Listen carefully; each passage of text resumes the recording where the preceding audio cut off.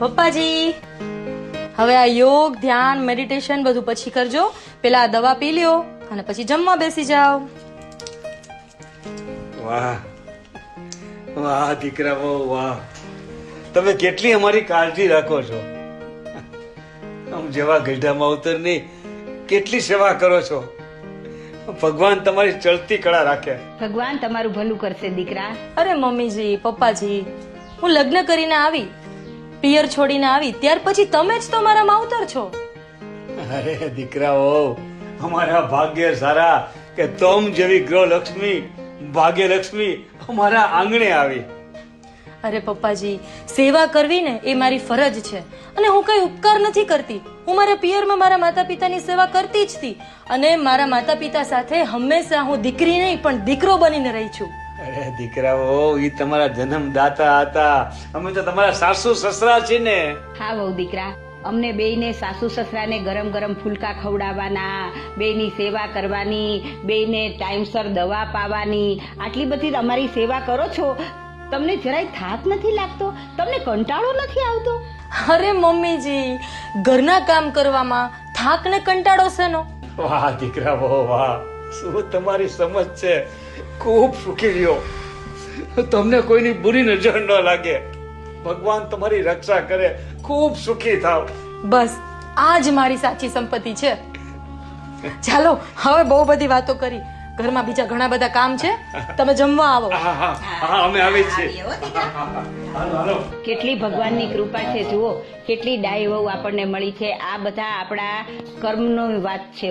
કર્મ છે ને આપણે કર્યા છે ને એનો આપણને આ ભગવાન બદલો આપે છે. હાલો લ્યો. ભગવાન આવી વહુ બધાયને આપે. હાલો જમી લઈએ. હાલો.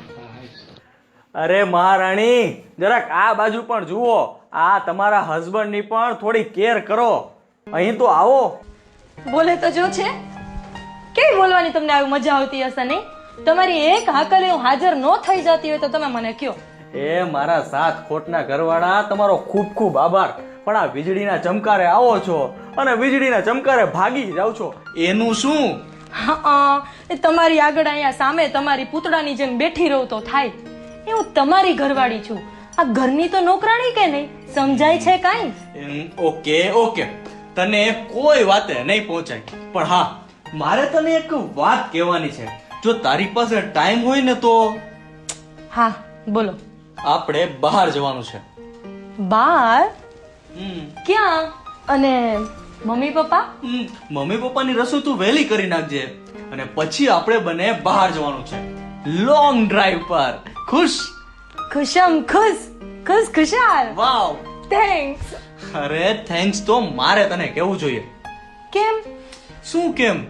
અરે તું મારા ઘરને એક પંખીના માળાની જેમ સાચવીને બેઠી છો. મમ્મી પપ્પાનો પ્રેમ પણ તે જીતી લીધો છે અને તું બધાની કેટલી કેર કરસ.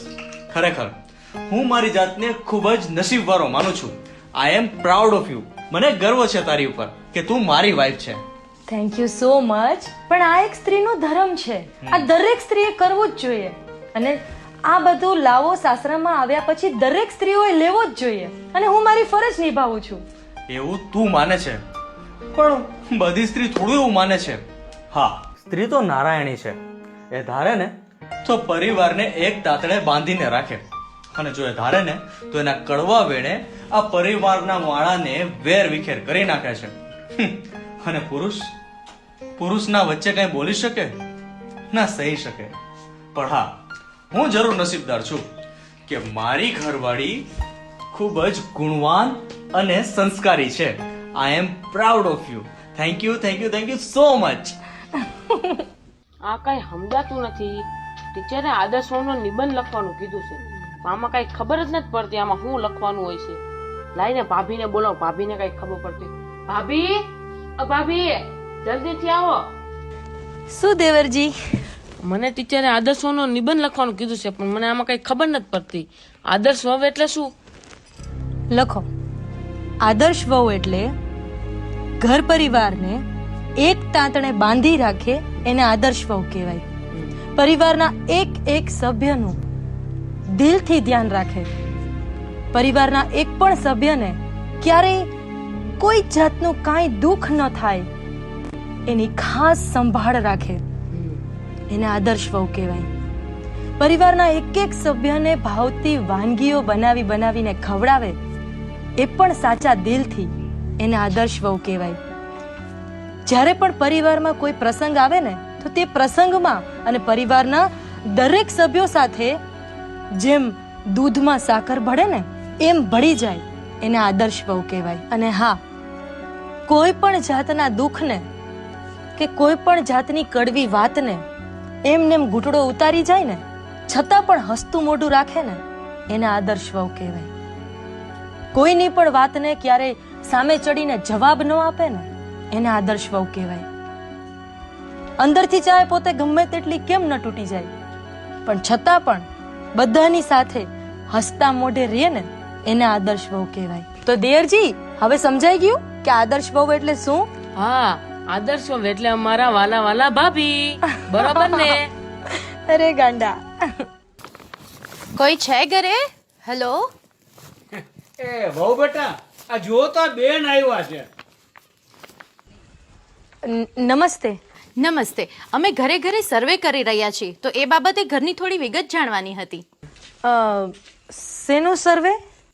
અમે ગૃહિણીઓ એટલે કે મહિલાઓની પરિસ્થિતિ અંગે સર્વે કરી રહ્યા છીએ. જે બાબતે મારે થોડા પ્રશ્ન પૂછવાના છે તેમના જવાબ તમારે ટૂંકમાં આપવાના રહેશે. અચ્છા, એટલે જાણે વાત એમ છે કે આજની સ્ત્રીઓ નિર્ભય બને, આત્મનિર્ભય બને એના માટે તમે સર્વે કરો છો. બહુ સરસ, બહુ સરસ. હા, પૂછો પ્રશ્ન લ્યો. આ બેન તમારે? હા, મારી પુત્ર વધુ છે, એટલે કે મારા દીકરાની વહુ છે. અચ્છા, તો બેન તમે હાઉસવાઈફ છો કે સર્વિસ કરો છો? હું દીકરાઓ, તમે શાંત રહ્યો અને સાંભળો. આ મેડમના તમામ સવાલનો જવાબ હું આપીશ. ભલે બાપુજી. મેડમ, હા, મારા દીકરાની વહુ નોકરી કરે છે. બાપુજી, પણ હું તો ગૃહિણી છું. અરે દીકરા, તમે આ ઘરની નોકરી કરો છો કે નહીં? તો પ્રાઇવેટ કે પછી સરકારી? જુઓ મેડમ, આ મારા પુત્ર વધુ નર્સ તરીકે સેવા કરે છે. અમારા બધાનું એટલે કે મારું, મારા ઘરનાનું એટલે કે એના સાસુ સસરાનું સતત આરોગ્યનું જતન આ મારી દીકરા બહુ કરે છે. ખૂબ સરસ. હા, અને જો આ અમારી નર્સના કારણે અમને ટાઈમસર દવા, નાસ્તો, જમવાનું બધું અમારું ધ્યાન આ અમારી નર્સ રાખે છે. અને એટલે જ અમે બધા શાંતિથી જીવી શકીએ છીએ અને શાંતિથી રહી શકીએ છીએ. અને જો અમે બધા સાજા સમા પણ છીએ. કા દીકરા વહુ? બસ ને મમ્મીજી, તમે પણ. અને સાંભળો, આ જાગૃત નર્સને કારણે અમે બધા ખુશખુશાલ છીએ.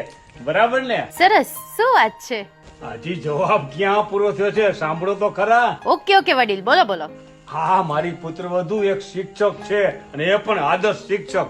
બાપુજી, શિક્ષક અને હું? હા દીકરા, 100 શિક્ષક બરાબર એક માં છે. હા, સાચી વાત છે. મારા ભાભી મને સ્કૂલે મૂકવા આવે છે, પછી ઘરે ટ્યુશન કરાવે છે, સ્કૂલેથી લઈ જાય છે. એટલે જ આ વખતે મારો સ્કૂલમાં ફર્સ્ટ નંબર આવ્યો અને હું મારા ભાભીનો લાડલો દિયર છું. એ વાત તો સાચી જ છે કે સારું શિક્ષણ અને પાયાનું શિક્ષણ તો એક સ્ત્રી જ આપી શકે. અને હા મેડમ, તમને હજી એક વાત જણાવી દઉં કે અમારી વાઇફ છે ને એ મારી સલાહકાર છે. મારી કંપનીમાં બધી જ્યાં હું અટકું ને ત્યાં એ બધી સલાહ મને આપે છે અને મારા ઘરની પણ બધી જવાબદારી એને ઉપાડી લીધી છે.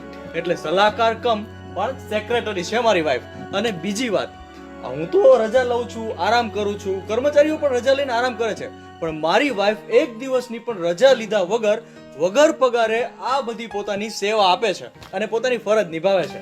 અને અમે આખું ઘર ગૌરવ અનુભવીએ છીએ મારી વાઇફ પર. મારી વહુ તો મહાન છે, મહાન. અરે માં, મહાન હું નથી, મહાન તો તમે લોકો છો. તમારા વિચારો છે.